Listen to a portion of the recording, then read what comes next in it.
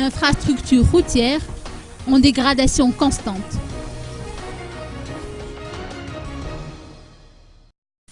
Madagascar ne dispose plus actuellement que de 30 000 km de routes praticables contre 50 000 km il y a 10 années de cela. Environ 100 km de routes se dégradent chaque année, incluant les routes secondaires à cause des phénomènes d'éboulement et surtout des inondations.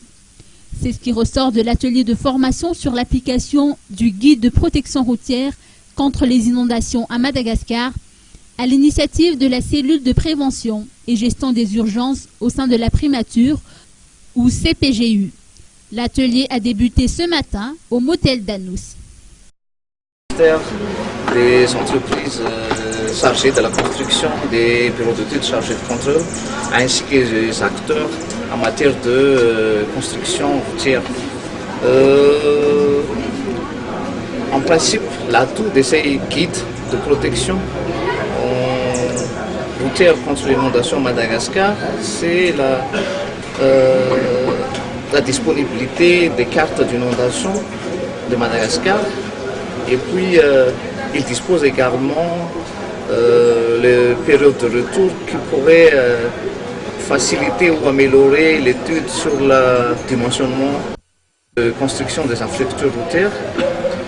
Cette guide également donne une obligation ou bien des engagements des entreprises qui assurent la construction et aussi la responsabilité des bureaux d'études qui assurent le contrôle, ainsi que l'administration qui assure la réception du travail.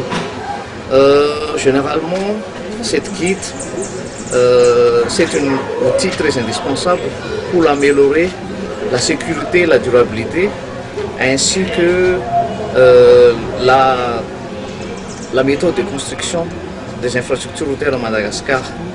Comme nous le savons que les inondations sont les premiers ennemis des infrastructures routières, donc ce guide est destiné pour améliorer la résistance des infrastructures routières face aux crues ou inondations qui est provoquée par les différents aléas climatiques. Au terme de cet atelier de 3 jours, les principaux bénéficiaires seront capables de prévenir et de prendre des dispositions qui s'imposent afin de réduire substantiellement les dégâts sur les infrastructures organisées par les inondations, ainsi que les pertes économiques engendrées et autres dépenses liées aux travaux de construction.